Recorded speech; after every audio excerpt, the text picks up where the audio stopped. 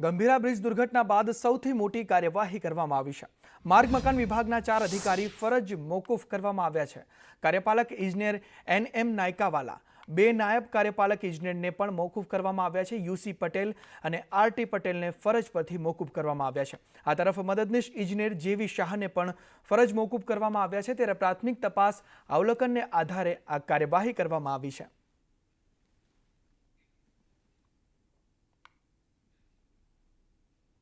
Gambhira bridge દુર્ઘટનામાં 4 અધિકારીઓને ફરજ મોકૂફ કરવામાં આવ્યા છે। અધિકારીઓની ફરજ મોકૂફી અંગે નિવેદન સામે આવ્યું છે। વિડીયો વાયરલ કરનાર લખનસિંહનું નિવેદન સામે આવ્યું છે। લખનસિંહનું કહેવું છે કે અધિકારીઓને સસ્પેન્ડ નહીં, જેલમાં નાખો।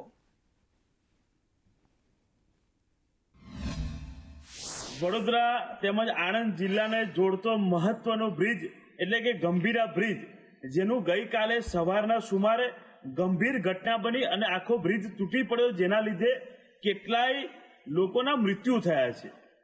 ત્યારબાદ એ સમગ્ર બાબતે ગઈકાલે સાંજે પાદરા પોલીસ સ્ટેશન ખાતે PI સાહેબને રૂબરૂ મળીને અમે ફરિયાદ કરી છે કે જવાબદાર રોડ અધિકારીઓ પર તાત્કાલિક ધોરણે માનવવધનો ગુનો નોંધીને એમને જેલ ભેગા કરો। પરંતુ દુઃખની બાબત એ છે કે સરકાર દ્વારા 24 કલાકની ઉપર સમય ગયો છે, પછી નિર્ણય લેવામાં આવ્યો છે કે NM Nayakawala, UC Patel, RT Patel, JV Shah આ રોડ અધિકારીઓને સસ્પેન્ડ કર્યા છે, માત્ર સસ્પેન્ડ કર્યા છે। ખરેખર તો આ લોકોને અત્યારે જેલ ભેગા કરવા પડે, એ લોકો પર માનવવધનો ગુનો લગાવવો પડે। ગંભીરા બ્રિજ દુર્ઘટના બાદ વડોદરા મ્યુનિસિપલ કોર્પોરેશન જાગ્યું છે। વડોદરા મહાનગરપાલિકાના 43 બ્રિજનો સર્વે કરવામાં આવ્યો હતો। 43 પૈકી 41 બ્રિજ સલામત હોવાનો દાવો કરવામાં આવ્યો છે। ત્યારે ખાનગી કન્સલ્ટન્ટ અને પાલિકા દ્વારા સર્વે કરવામાં આવ્યો હતો, જેમાં 2 બ્રિજ જર્જરિત હોવાનું સામે આવ્યું છે। સયાજી બાગ તથા જાંબુવાનો બ્રિજ જર્જરિત હોવાનું સામે આવ્યું છે અને આ બંને બ્રિજને સલામતી ખાતર બંધ કરવામાં આવ્યા છે। 43માંથી 41 બ્રિજનો સ્ટ્રક્ચર સ્ટેબિલિટી રિપોર્ટ અને એની જે મજબૂતાઈ છે એ બરાબર છે એવું આ બંને કન્સલ્ટન્ટો જે વડોદરા કોર્પોરેશન દ્વારા એપોઇન્ટ થયેલા છે, મેક્યુ અને ડેલ્ફ, અને તથા અમારા ડિપાર્ટમેન્ટના અધિકારીઓ આ સંયુક્ત સર્વે કરી અને 43માંથી 41 બ્રિજ સેફ હોવાનું અમને જાણ કરવામાં આવ્યું છે। સેવાલિયાનો મહીસાગર નદી પરનો બ્રિજ બંધ કરવામાં આવ્યો છે। સુરક્ષાના ભાગરૂપે ભારે વાહનો માટે આ બ્રિજ પર પ્રતિબંધ મૂકવામાં આવ્યો છે। નાના વાહનો માટે બ્રિજ ચાલુ રાખવામાં આવ્યો છે। સેવાલિયા ચોકડીથી ભારે વાહનો માટે ડાયવર્ઝન આપવામાં આવ્યું છે। વડોદરા, પંચમહાલ, ખેડાને આ બ્રિજ જોડે છે। ત્યારે સેવાલિયાનો બ્રિજ જૂનો અને ખખડધજ હાલતમાં હોવાથી તેને મોટા વાહનો માટે બંધ કરવામાં આવ્યો છે।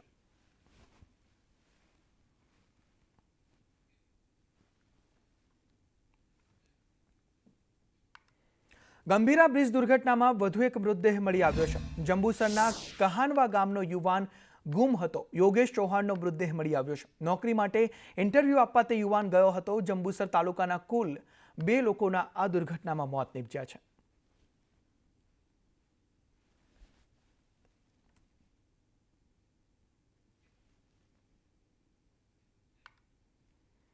ગંભીરા બ્રિજ દુર્ઘટનામાં બામણ ગામના 3 લોકોના મોત નીપજ્યા છે। 4 યુવાનો બાઇક પર નોકરી જઈ રહ્યા હતા।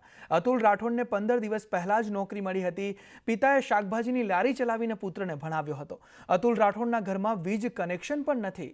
દીવાના અજવાળે BSc સુધીનો અભ્યાસ પણ તેને કર્યો હતો। ત્યારે ગરીબ પરિવારે એકનો એક પુત્ર ગુમાવ્યો છે। 24 કલાક બાદ અતુલ રાઠોડનો મૃતદેહ મળી આવ્યો। અને ત્યાર પછી એમને સ્થળ ઉપર જઈને ઘટનાની ખબર પડી કે આ તો બહુ મોટો અકસ્માત થયો છે। અને જોઈને અમે પણ કંપારાવા છૂટી ગયા, કારણ કે અંદર પાણી અને એટલું બધું ફસાયેલું છે। હજુ ડેડ બોડી છે। સવારમાં અમારી એક ડેડ બોડી મોહનભાઈ ભીખાભાઈ, અતુલભાઈ, જયંતિભાઈ રાઠોડ અને અમે સ્થળ ઉપર મોજૂદ હતા। એમના અમે સતત કોન્ટેક્ટમાં છે અને એમની સેવામાં પણ છે। હજુ અમારા ત્યાં આગળ દિલીપભાઈ અને યોગેશભાઈ, હજુ 2 છોકરાઓ બાકી છે। મારો દીકરો નોકરી જતો હતો બાઇક સવારી પર, સવારે 8:20 નીકળ્યો અને 7:30 મેં છે ને પહેલાં વેજીટેબલનો ધંધો કરતો હતો। મેં એને નાનપણથી અહીંયા ભણાયો, પછી હાઈસ્કૂલ મેળ્યો, પછી આંકલાવ ભણાયો, પછી મેં ભાદરને એને BSc કરાવડાવ્યું। પછી એને BSc કર્યા પછી મેં નોકરી મળ્યો ક્રેન્ટોનમાં, 6 મહિના નોકરી કરી। પછી છે તે મેં એને અમી લાઈફમાં મળ્યો, ત્યાં 2-3 મહિના કરી। પછી આને લોન્ચેન કેડીમાં તેને સારી જોબ મળી હતી અને 15 જ દિવસ થયા હતા અને આનું અવસાન થઈ ગયું. આ તરફ છોટાઉદેપુરના બોડેલીના મેરિયા બ્રિજ અંગે નિર્ણય લેવામાં આવ્યો છે. મેરિયા બ્રિજ પર ભારે વાહનોની અવરજવર બંધ કરવામાં આવી છે. સાવચેતીના ભાગરૂપે ભારે વાહનોની અવરજવર બ્રિજ પર બંધ કરાઈ છે. ટેકનિકલ ટીમ દ્વારા વિઝિટ બાદ આ નિર્ણય લેવામાં આવ્યો છે. 3 દિવસ બાદ રિપોર્ટ આવશે ત્યાં સુધી અવરજવર બંધ રહેશે.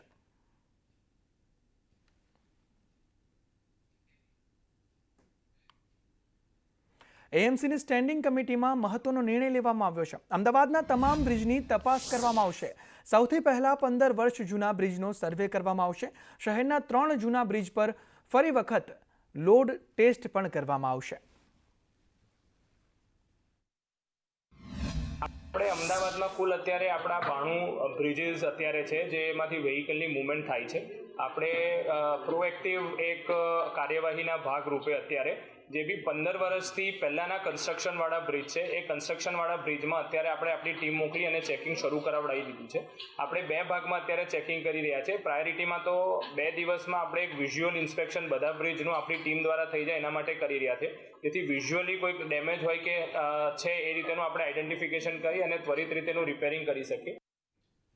અમદાવાદના હાટકેશ્વર બ્રિજને લઈને મહત્વનો નિર્ણય લેવામાં આવ્યો છે. વરસાદી સિઝન ધીમી થયા બાદ તે બ્રિજને તોડી પાડવામાં આવશે. 6 મહિના સુધી બ્રિજ તોડવાની કામગીરી ચાલશે. શ્રી ગણેશ કંપનીને બ્રિજ તોડવાનું કામ આપવામાં આવ્યું છે. 3.90 કરોડમાં બ્રિજ તોડવાનું ટેન્ડર આપવામાં આવ્યું છે. સ્ટેન્ડિંગ કમિટીના ચેરમેન દેવાંગ દાણીનું નિવેદન સામે આવ્યું છે. દેવાંગ દાણીએ કહ્યું કે સૌથી ઓછા ભાવ ભર્યા તેને ટેન્ડર આપ્યું અને અમદાવાદની સૌથી મોટી સમસ્યા હવે હલ થશે. 6 મહિનામાં કામગીરી પૂર્ણ કરવામાં આવશે અને બ્રિજ બનાવનાર કંપની પાસેથી ખર્ચ વસૂલાશે. નવો બ્રિજ બનાવવા અંગે કોઈ ચર્ચા નથી. L1 આવેલી જે એજન્સી છે કે ગણેશ કન્સ્ટ્રક્શન કંપનીને આજે 3,90,00,000ના ખર્ચે એને બીડ ભર્યું હતું અને L1 આવવાને કારણે આ જે બ્રિજ છે જે તોડવાની જે સમસ્યા હતી ત્યાંની ટ્રાફિકની સમસ્યા હતી એની અંદરથી ત્યાંના લોકોને મુક્તિ મળશે. આમ પૂર્વ અમદાવાદની એક મોટાભાગની જે સમસ્યા ગણી શકાય હાટકેશ્વર બ્રિજ ઘણા સમયથી જર્જરિત અવસ્થામાં હતો અને એના તોડવા માટેના ટેન્ડરો અવારનવાર કરવામાં આવતા હતા અને આ વખતે કોર્પોરેશન દ્વારા આના L1 બિડરને આનું કામ આપવામાં આવશે અને આ કામગીરી એને 6 મહિનાની અંદર એને કમ્પ્લીટ કરવામાં આવશે. પરિણામે આ પૂર્વની એક મોટી એક સમસ્યા દૂર થશે. ઉપલેટાના મોજ નદી પરનો બ્રિજ દયનીય હાલતમાં છે. ત્યારે બ્રિજ હાલ તો ભારે વાહનો માટે બંધ કરાયો છે.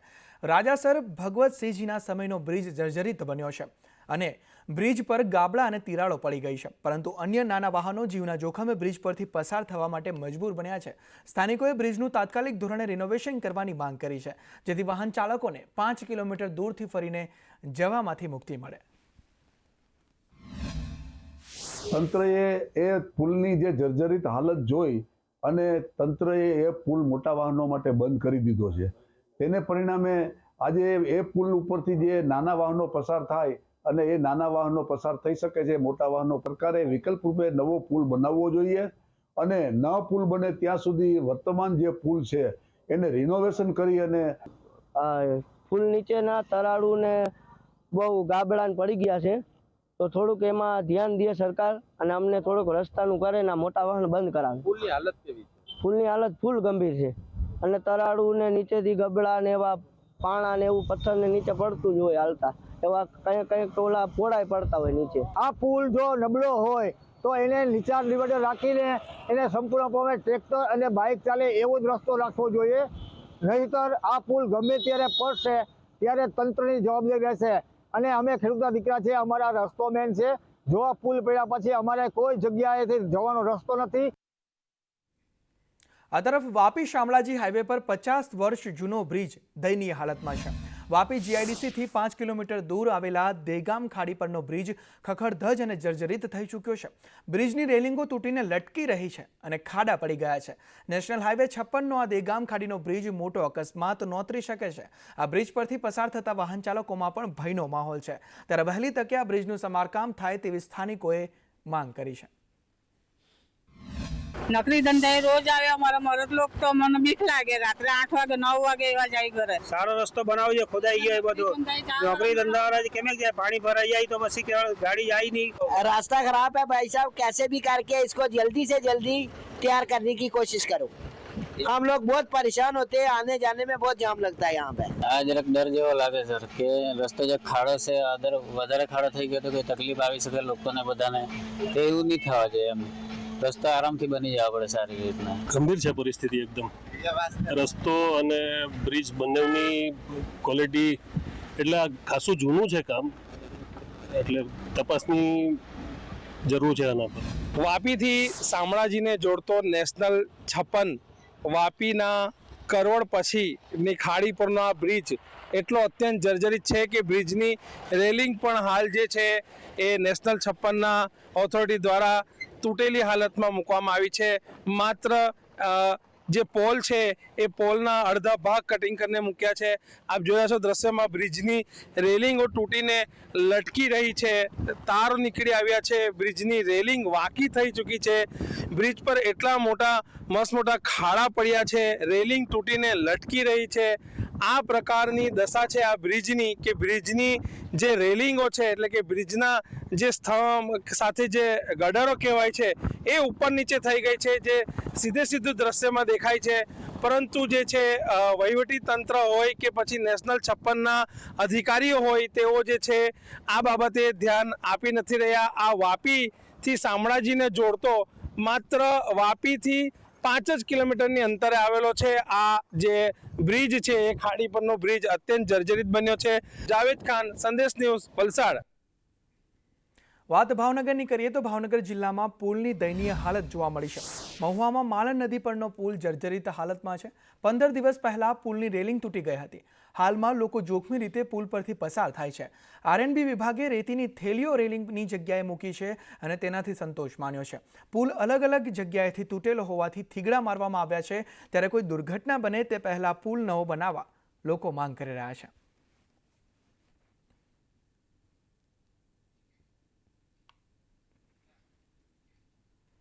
વડોદરા પાદરા ગંભીરા બ્રિજની દુર્ઘટના બાદ પણ રાજ્યમાં અનેક બ્રિજ જર્જરિત હાલતમાં છે. ત્યારે કડીના બોરીસણા ગામ પાસે અને લક્ષ્મીપુરા ગામ પાસે નર્મદા કેનાલના બ્રિજ જર્જરિત હાલતમાં છે.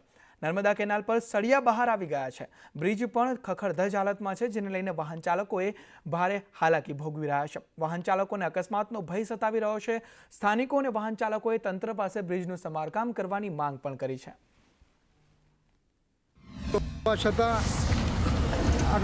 જે બ્રિજો ખૂબ ગંભીર હાલતમાં છે, ગમે ત્યારે તૂટી પડે એવી પરિસ્થિતિ છે. ગંભીરમાં ગંભીર પરિસ્થિતિ છે. જે 2 દિવસ પહેલાં ગુજરાતમાં જે પુલ દુર્ઘટના બની એવી જ પુલ દુર્ઘટના ટૂંક સમયમાં બને એવી પરિસ્થિતિ છે. જર્જરિત હાલતમાં ઘણા બધા સાધન જાય ત્યારે એને વાઇબ્રેટ થતો હોય, નીચે કોન્ક્રીટ પણ ખુલી ગયા છે અને સાધનો અકસ્માત થવાનો મોટો ભય છે. ભવિષ્યની અંદર એવું લાગે છે કે આ પુલ તૂટીને નીચે પડશે. ભાઈ અહીંયા થોડું ધ્યાન દોરે સરકારના, એવું કહેવું છે કે જે આના અધિકારીઓ છે તે અહીંયા આવી અને રોડ ઉપર આવી અને એમના જે કોન્ટ્રાક્ટરો એને બોલાવીને આ રોડ પુલને જોઈ અને એનું સમારકામ થાય તો મારી એવી અરજી છે. કંઈ નહીં કહેવું. બહુ મોટા વાહન નીકળે એટલે બ્રિજની હાલત બહુ ખરાબ થઈ ગઈ છે. પછી આ વડોદરા વાળી પરિસ્થિતિ છે, પબ્લિકનો નાશ થશે. પછી તમે પદ્ધતિ કરશો અને આ બ્રિજ ગમે ત્યાં તૂટીને અંદર પડે એવું આખું વાઇબ્રેટ વાળા મોટા સાધન નીકળે એટલે અમે દરરોજ અહીંયા નીકળીએ.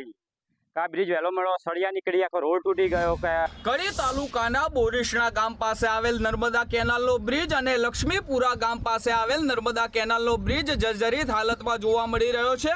આપને બતાવવા માંગીશ કે આ લક્ષ્મીપુરા ગામ પાસેનો નર્મદા કેનાલનો બ્રિજ છે તે ખૂબ જર્જરિત હાલતમાં જોવા મળી રહ્યો છે. નર્મદા કેનાલ ઉપર આવેલો જે બ્રિજ છે તેમાંથી સળિયા બહાર આવી ગયા છે, જેને લઈને અહીંયાથી પસાર થતા જે વાહન ચાલકો છે તે હાલાકીનો સામનો કરી રહ્યા છે. વાહન ચાલકોને નાના મોટા અકસ્માત થવાનો જે ભય છે તે સતાવી રહ્યો છે. હાલ આપ જોઈ શકો છો કે કેનાલ ઉપરનો જે બ્રિજ છે તેમાંથી સળિયા બહાર આવી ગયા છે.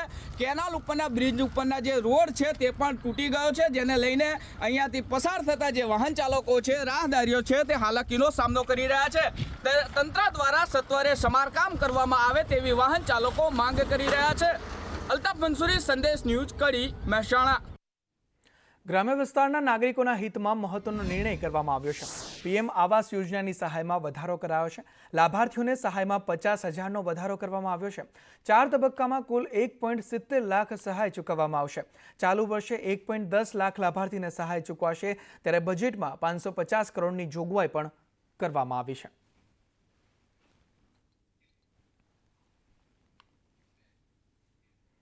આ તરફ અંબાજીમાં 1 થી 7 સપ્ટેમ્બરે ભાદરવી પૂનમનો મેળો યોજાશે. જિલ્લા કલેક્ટર મિહિર પટેલે મેળાની તારીખ જાહેર કરી છે. મેળાના આયોજનને લઈને કલેક્ટરે મહત્વની બેઠક બોલાવી હતી. બેઠકમાં શ્રદ્ધાળુઓ માટે બસની વ્યવસ્થાની ચર્ચા કરવામાં આવી. સાથે જ રોકાણ અને ભોજન વ્યવસ્થા, પાર્કિંગની ચર્ચા પણ કરવામાં આવી. સ્વાસ્થ્ય સુવિધાઓ, સ્વચ્છતા, કાયદો વ્યવસ્થાની ચર્ચા કરવામાં આવી. ટ્રાફિક, મંદિર દર્શન અને સુરક્ષા સહિતની બાબતો પર આ બેઠકમાં ચર્ચા કરવામાં આવી. આગામી 1 સપ્ટેમ્બર 2025થી 7મી સપ્ટેમ્બર 2025 સુધી શક્તિપીઠ અંબાજી ખાતે ભાદરવી પૂનમ મહામેળાનું આયોજન થવાનું છે. આ આયોજન સંદર્ભે આજ રોજ જિલ્લા કક્ષાના તમામ અધિકારીઓ સાથે મિટિંગનું આયોજન કરવામાં આવ્યું હતું. મેળામાં આવનાર તમામ માઈ ભક્ત અને શ્રદ્ધાળુને કોઈપણ જાતની તકલીફ ના પડે તે માટે આ વર્ષે અંદાજિત 28 જેટલી સમિતિઓની રચના. આ તરફ પાટણના સિદ્ધપુરમાં કાર ગટરમાં ખાબકી. કાકોશી ગામની ખુલ્લી ગટરમાં કાર ખાબકી. ડ્રાઈવરની બેદરકારીથી કાર ગટરમાં ખાબકી છે.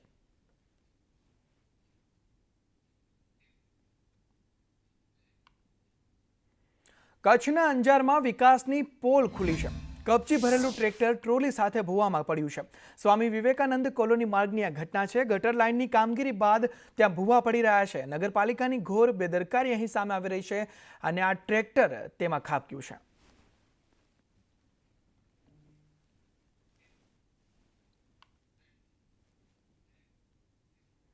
જામનગરના ખીજડીયામાં વનકર્મીઓ પર હુમલો કરવામાં આવ્યો છે. પક્ષી અભયારણ્યમાં 5 વનકર્મી પર હુમલો કરાયો. પશુ ચરાવવા બાબતે વનકર્મી સાથે બબાલ થઈ હતી. મામલો ઉગ્ર બનતા 4 લોકોએ હુમલો કર્યો. ઈજાગ્રસ્ત 5 કર્મચારીઓને હોસ્પિટલ સારવાર માટે ખસેડવામાં આવ્યા.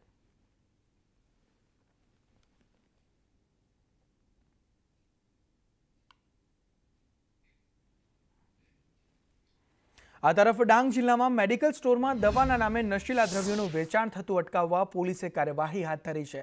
જિલ્લાના તમામ પોલીસ સ્ટેશન, મહિલા police station, cyber crime police station સહિત LCB, SOGની કુલ 13 જેટલી ટીમો દ્વારા જિલ્લાના 23 જેટલા મેડિકલ સ્ટોર્સની તપાસ કરવામાં આવી હતી, જેમાં 6 મેડિકલ સ્ટોરમાં પ્રિસ્ક્રિપ્શન વગર દવાઓ આપતા ઝડપાતા કાર્યવાહી કરવામાં આવી છે.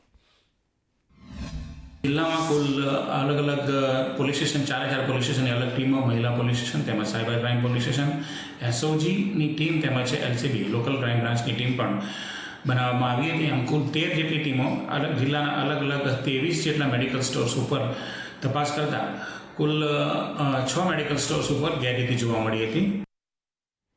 રાજ્યભરમાં મેડિકલ સ્ટોર પર પોલીસ જે રેડ પાડી રહી છે તે મુદ્દે કેમિસ્ટ એસોસિએશનના પ્રમુખનો બળાપો જોવા મળ્યો છે.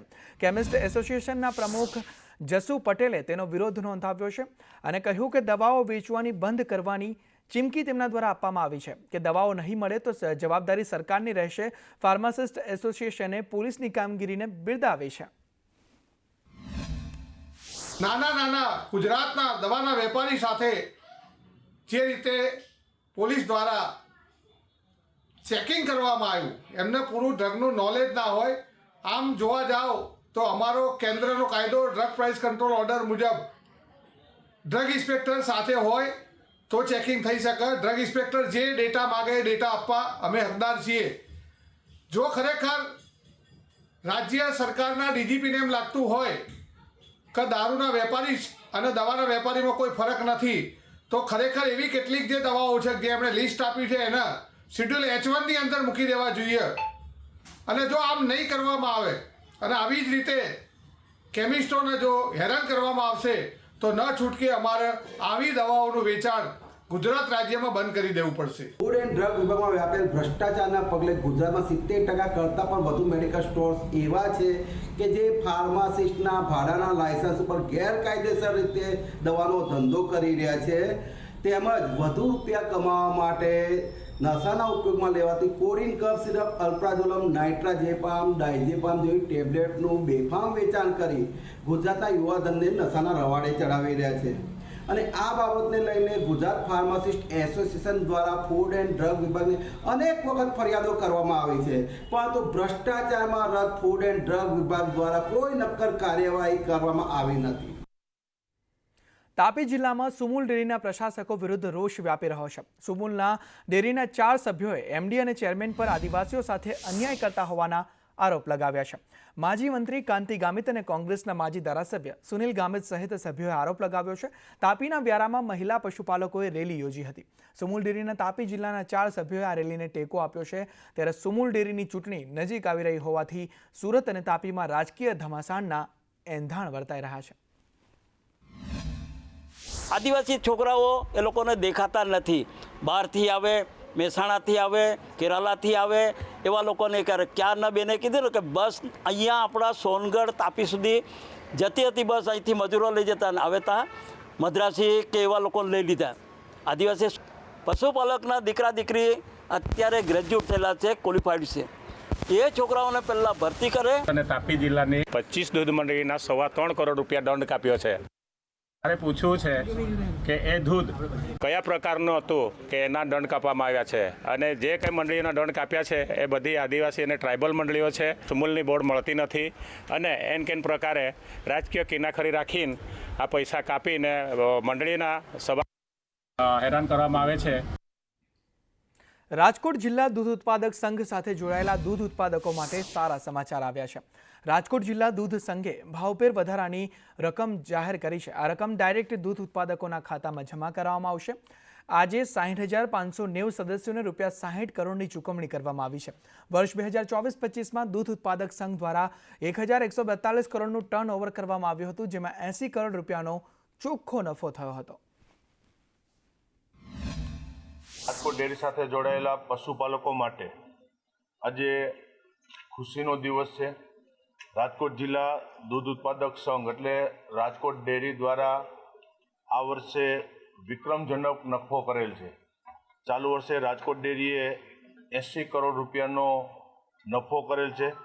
રાજકોટ સાથે જોડાયેલી દૂધ મંડળીઓ અને દૂધ મંડળી સાથે જોડાયેલા રાજકોટ જિલ્લાના ગ્રામ્ય વિસ્તારના પશુપાલકો, જેને રાજકોટ જિલ્લા દૂધ ઉત્પાદક સંઘ, રાજકોટ ડેરી અને અમારા ડેરીના ડિરેક્ટરોએ સાથે મળી બોર્ડમાં નિર્ણય કર્યો છે અને પહેલી વખત રાજકોટ ડેરીના ઇતિહાસની અંદર આજે 60 કરોડ રૂપિયા આજે ભાવફેરના ચૂકવવાનો નિર્ણય કર્યો છે. છેલ્લા 5 વર્ષ કાળ દરમિયાન લગભગ 200 કરોડનો નફો કર્યો છે આ ડેરીએ, અને 5 વર્ષમાં લગભગ પશુપાલકોને 117 કરોડ રૂપિયા ભાવફેર રીતે પરત આપેલા છે. એટલે કે જે નફો થયો છે એના 70% છેલ્લા 5 વર્ષમાં જે નફો ડેરીએ કર્યો છે એના 70% પૈસા ભાવફેરથી માંડીને તમામ જગ્યાએ આપીને લગભગ પશુપાલકોને પરત આપ્યા છે. એટલે 117 કરોડ રૂપિયા એ થાય છે.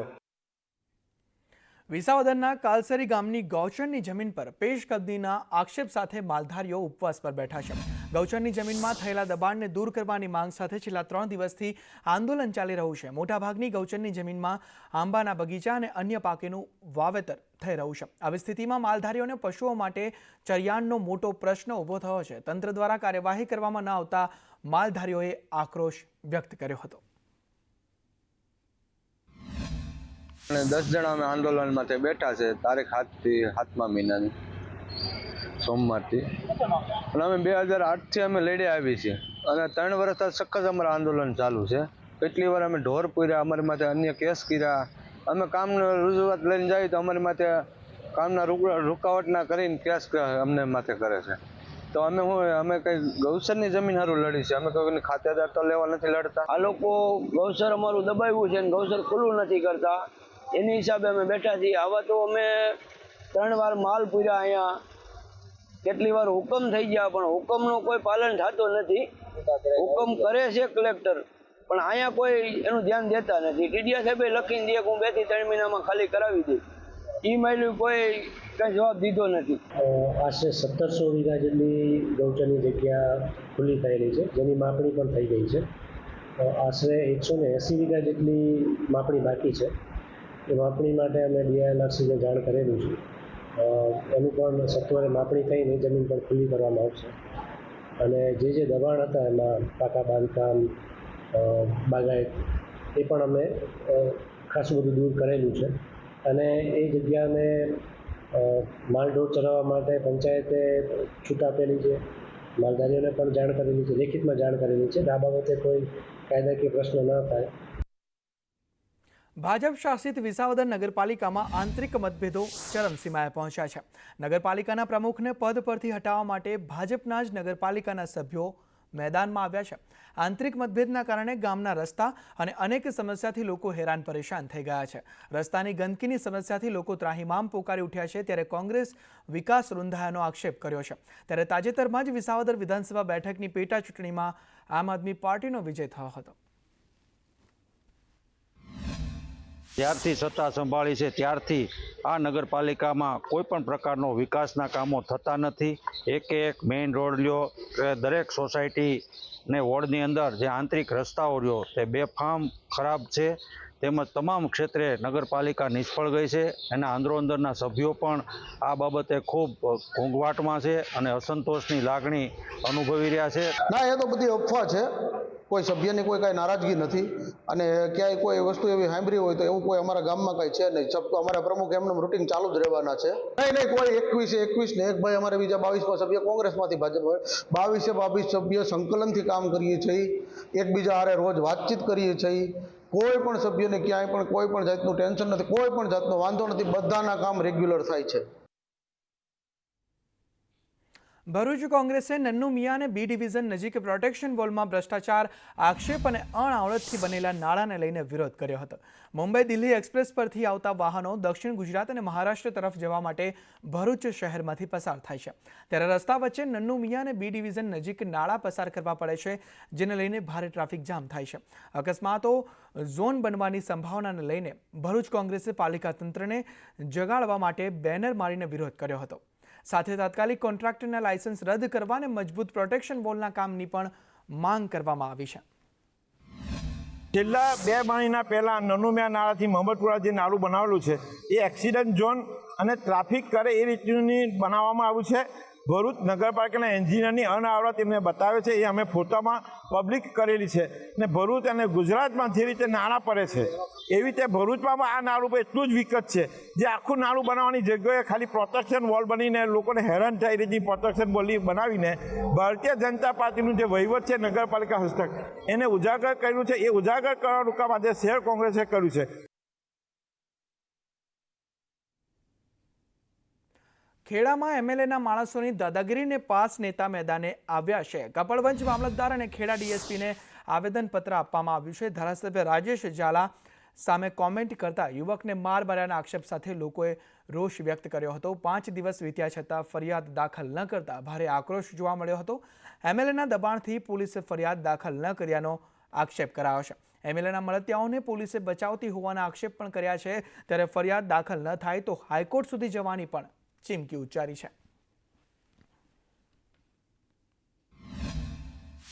જે કરી પછી મારા નિકુંજ પાસે એ ડીવાયએસપી સાહેબનો નંબર હતો તો તેમણે ફોન કર્યો એટલે ડીવાયએસપી સાહેબ શ્રીએ કપડાં ટાઉન પોલીસ સ્ટેશનમાંથી એમની પોલીસની ગાડી મોકલી અને નિકુંજભાઈને ટાઉન પોલીસ સ્ટેશનમાં લઈ ગયા પછી તેમને ત્યાં બેસાડી રાખ્યા અને અસહ્ય દુખાવો થયો. યાદી માગી નિકુંજભાઈએ પોલીસ માટે કે ભાઈ અમારી ફરિયાદ લઈ લો, મને વીતે છે. તો ભાઈ પોલીસવાળા એમ કહ્યું કે કોઈ સ્ટાફ જમવા ગયો છે, રાઇટર નથી, એવા ઉદ્ધતિના જવાબ આપ્યા. પછી અસહ્ય દુખાવો થતો નિકુંજભાઈ મારા છોકરાએ 108 ઉપર ફોન કરી એમ્બ્યુલન્સ બોલાવી જે બી હોસ્પિટલ સરકારી છે કપડમાં ત્યાં દાખલ થયા. દાખલ થતો ત્યાં સી કેદી માગી, પછી પોલીસની ફરિયાદ નોંધી ડૉક્ટર મેડિકલ ઓફિસરે, પછી ત્યાં પણ વર્દી લખાઈ પોલીસ સ્ટેશનમાં, છતાં કોઈ પણ ફરિયાદ લીધી નથી. આવેદનપત્ર એટલા માટે આપવા પડ્યું કે એની પોલીસ અને ધારાસભ્ય આ બંને જણા ફરિયાદ નહીં આલવા માટે ધારાસભ્ય તો પણ કરતા હતા, પોલીસે ફરિયાદ ના લીધી. આ સામાન્ય મામલો હતો. સામાજિક કાર્યકરે એક પોસ્ટ મૂકી હતી કે ભાઈ રોડ રસ્તા ખરાબ છે, તો એના માટે એને ખાલી પોસ્ટ મૂકી હતી. અમે એને મારવામાં આવ્યો, એને ગોંધી રાખવા માટે આ લોકો ગાડી લઈને આવ્યા હતા, લઈ જવા માટે એમના ફાર્મ ઉપર 7-8 માણસો મોકલીને પેલાને માર્યો અને પોલીસ ફરિયાદ ના લે એટલા માટે થઈને અમારા આવેદનપત્ર આપવું પડ્યું. અને આવેદનપત્ર આપ્યા પછી પણ જો નહીં આ લોકો ફરિયાદ નહીં લે તો અમે હાઈકોર્ટ સુધી લડી લઈશું, પણ ફરિયાદ તો કરાવડાવીશું જ. વાત રાજકોટની કરીએ તો રાજકોટમાં ભાજપ નેતાને પાર્ટીમાંથી સસ્પેન્ડ કરાયો છે. વોર્ડ નંબર 10ના નેતા મોનિલ શાહને સસ્પેન્ડ કરવામાં આવ્યો છે. દારૂમાં નામ ખુલતા મોનિલ શાહ સસ્પેન્ડ કરવામાં આવ્યો છે. શહેર ભાજપ પ્રમુખ માધવ દવેએ સસ્પેન્ડ કર્યા છે.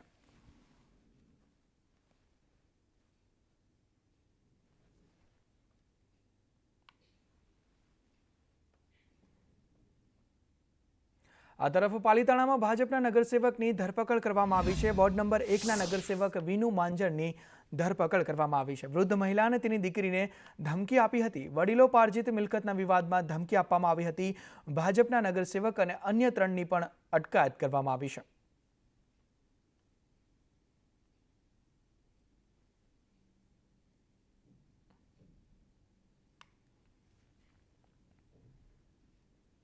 વાત સુરતની કરીએ તો સુરતમાં સગા ભાઈ સાથે ₹5 કરોડની ઠગાઈ કરવામાં આવી છે. હોસ્પિટલનું સંચાલન સોંપ્યું, તેમાંથી ઉચાપત કરી. ક્રિકેટ સટ્ટો ડબ્બા ટ્રેડિંગમાં રૂપિયા લગાવવામાં આવ્યા હતા. ભોગ બનનાર ભાઈએ ભાઈ સામે ફરિયાદ નોંધાવી છે. પોલીસે ફરિયાદના આધારે યોગેશ ઇટાલિયાને ઝડપી પાડ્યો છે. સમગ્ર મામલે પોલીસે વધુ તપાસ પણ હાથ ધરી છે. અનિલભાઈ ફરિયાદીના જે કોઈ વ્યવસાય દરમિયાન જે રૂપિયા આવતા હતા એ રૂપિયાનો સમગ્ર વહીવટ યોગેશ ઇટાલિયા પોતે સંભાળતા હતા અને આ ફરિયાદીએ તેમના ઉપર જે વિશ્વાસ મૂકેલો એ વિશ્વાસ અનુસંધાને તેમણે જે પૈસા મેળવેલા હતા એ તમામ પૈસા પોતે પોતાના અંગત ઉપયોગમાં લઈ અને હાલના ફરિયાદી શ્રી અનિલભાઈ ઇટાલિયા સાથે 4 કરોડ 92 લાખ રૂપિયાની છેતરપિંડી વિશ્વાસઘાત કરેલ છે. જે અનુસંધાને આરોપી યોગેશ ઇટાલિયાની ધરપકડ કરવામાં આવેલ છે. સુરતમાં લૂંટ અને હત્યાના આરોપીના રિમાન્ડ મંજૂર કરવામાં આવ્યા છે. આરોપી દીપક પાસવાનને 7 દિવસના રિમાન્ડ આપવામાં આવ્યા છે. આરોપીને 17 જુલાઈ સુધીના રિમાન્ડ મળ્યા છે. લૂંટ કરી ભાગવા જતા આ આરોપી ઝડપાઈ ગયો હતો. સ્થાનિકોએ માર મારતા તેને હોસ્પિટલ ખસેડવામાં આવ્યો હતો. આરોપી સ્વસ્થ થતા તેને કોર્ટમાં રજૂ કરવામાં આવ્યો અને 7 દિવસના રિમાન્ડ મંજૂર થયા છે.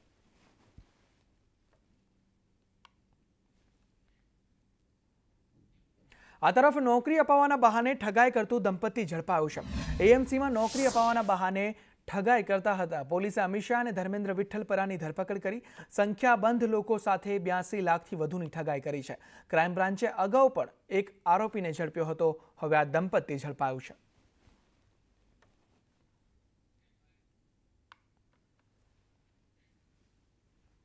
વાત તાપીની કરીએ તો તાપીમાં સગીરા પર દુષ્કર્મ આચરનારને 25 વર્ષની સજા ફટકારવામાં આવી છે. સ્કૂલ ફીના બદલામાં સગીરા પર દુષ્કર્મ આચર્યું હતું. વારંવાર દુષ્કર્મ આચરતા સગીરા ગર્ભવતી બની હતી. સગીરાએ બાળકીને જન્મ આપતા સમગ્ર ભાંડો ફૂટ્યો હતો.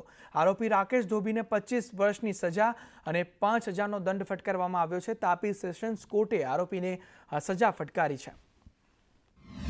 તમામ હકીકત ધ્યાને લેતા નામદાર કોર્ટ દ્વારા આરોપીને આજરોજ 25 વર્ષની સજા અને 5,000 રૂપિયાનો દંડની સજા કરેલ છે અને 5,000 રૂપિયા દંડ ન ભરે તો વધુ 1 માસની સજા કરેલ છે. તેમજ 506(2) મુજબના ગુનામાં 1 વર્ષની સજા અને 2,000 રૂપિયાનો દંડ કરેલ છે. આ તરફ સાબરકાંઠામાં પોલીસે ગાંજો ઝડપી પાડ્યો છે. જાદર પોલીસ સ્ટેશનની હદમાં ગાંજાના છોડનો મોટો જથ્થો ઝડપાયો છે. 112 કિલો લીલો ગાંજો અને 1.5 કિલો સૂકો ગાંજો મળીને કુલ 116 કિલો કરતાં વધુનો જથ્થો જપ્ત કરવામાં આવ્યો છે. જપ્ત કરાયેલ નશાકારક મુદ્દામાલની કિંમત 11,36,000 કરતાં પણ વધુ હોવાનો અંદાજ છે. પોલીસને ખાનગી સૂત્રથી મળેલી બાતમીના આધારે કાર્યવાહી હાથ ધરાઈ હતી.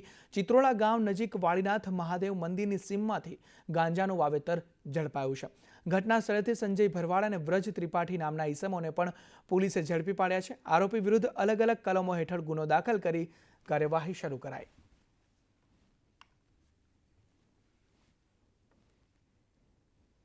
વાત જામનગરની કરીએ તો જામનગરમાં એલસીબીએ 2.55 લાખની ચોરીનો ભેદ ઉકેલ્યો છે. જેમાં ચીખલીગર ગેંગના 2 શખ્સોને ઝડપી પાડી મુદ્દામાલ જપ્ત કર્યો છે. પોલીસ તપાસમાં આરોપીઓ ભૂંડ પકડવાના બહાને બંધ મકાનોની રેકી કરતા હતા અને રાત્રિ દરમિયાન તેઓ ચોરી કરતા હતા. સુરતમાં ઝડપાયેલા ડ્રગ્સ કેસમાં નવો વળાંક આવ્યો છે. સિંગરણપોર વિસ્તારમાં ડ્રગ્સ ઝડપાયું હતું. વરિયાવ બ્રિજ પર કારમાંથી આ ડ્રગ્સ ઝડપાયું હતું. 7 લાખથી વધુનું ડ્રગ્સ ઝડપવામાં આવ્યું હતું. ત્યારે ભાગીદારે અલ્પેશની કારમાં ડ્રગ્સ મૂક્યું હતું તેવો ખુલાસો થયો છે. ચિરાગ અને તેના ભાઈ નિરાંત ગોટીનો પ્લાન હતો. અલ્પેશ સાથે ધંધાકીય દુશ્મની થતા તેને ફસાવવામાં આવ્યો. નિરાંત ગોટી અને મોહમ્મદ હમઝાની ધરપકડ કરવામાં આવી છે. વખતે ગાડીની અંદરથી અલ્પેશ મિયાણી કરીને જે શકદાર જે છે એને પોલીસ દ્વારા એરેસ્ટ કરવામાં આવેલો. ત્યારબાદ આ તપાસ જે છે એસઓજીને ટ્રાન્સફર કરવામાં આવેલી. ત્યારબાદ એસઓજીએ જે ડ્રગ્સ જેની પાસેથી જે અલ્પેશ મિયાણીનો જે પાર્ટનર છે ચિરાગ ગોટી, એણે જેની પાસેથી ડ્રગ્સ મગાવી હતી એ 2 વ્યક્તિઓ અને એને જે મૂળ સપ્લાયર હતો એ ત્રણેયની કડી શોધી કાઢેલ. સુરતના લિંબાયતમાં યુવકના હત્યારા ઝડપાયા છે. 2 હત્યારા સહિત એક સગીરની ધરપકડ કરવામાં આવી છે. મોબાઈલ રિપેરિંગના પૈસા બાબતે બબાલ થઈ હતી. મૃતકે પૈસા નહીં આપતા છરીના ઘા ઝીકી હત્યા નિપજાવી. અનવર શેખ, સોહિલ શેખ અને સગીરની ધરપકડ કરાઈ છે. આ બંને મિત્રો વચ્ચે મેં કહ્યું એ પ્રમાણે કે તૂટેલી સ્ક્રીન વાળો એક મોબાઈલ હતો જેના 1000 રૂપિયાની લેતી દેતી બાબતે ઝઘડો થયેલો હતો. અને આમાં જે આરોપીઓ છે અનવર શેખ અને એના એક પુત્ર સોહેલ અનવર શેખ અને અન્ય એક બીજો પુત્ર, એ ત્રણેય ભેગા મળી અને આમાં જે ભોગ બનનાર છે એની ઉપર ચપ્પા વડે હુમલો કરેલો હતો અને એના કારણે એનું અવસાન થયેલું છે. હાલે લિંબાયત પોલીસ સ્ટેશનમાં આ બાબતે ગુનો દાખલ કરી અને આગળની કાર્યવાહી ચાલુમાં છે. ભાવનગરના ગારિયાધારમાં ધોધમાર વરસાદ ખાબક્યો. પાણીના વહેણમાં બાઇક સવાર યુવક તણાયો. ચોમલથી રૂપાવટી ગામ જવાના રસ્તે તે યુવક તણાયો. યુવકના મૃતદેહને પીએમ અર્થે ખસેડવામાં આવ્યો. યુવક તણાતા તે મોતને ભેટ્યો છે.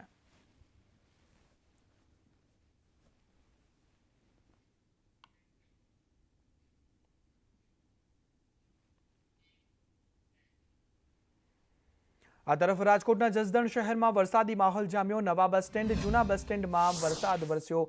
વરસાદથી રસ્તા પર પાણી વહેતા થયા અને થોડા વિરામ બાદ વરસાદે ફરી એન્ટ્રી મારી.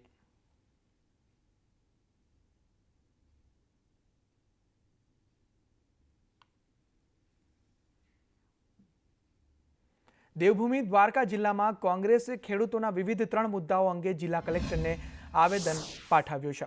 જેમાં એસઆર કંપની દ્વારા જામ ખંભાળાની સલાયા રેલવે લાઇનની કામગીરીમાં ખેડૂતોને હાલાકી પડી રહી છે અને ગાગા ગામે ટોરેન્ટો કંપનીએ સોલાર પાર્કની ફરતે દિવાલના કારણે ધરતીપુત્રોના ખેતરોમાં પાણી ભરાયા હતા. 2024 ઓક્ટોબરમાં કમોસમી વરસાદમાં નુકસાનીના વળતરમાં દ્વારકાનો સમાવેશ કરવામાં નથી આવ્યો. જેવા મુદ્દાને લઈને આ આવેદનપત્ર આપવામાં આવ્યું છે.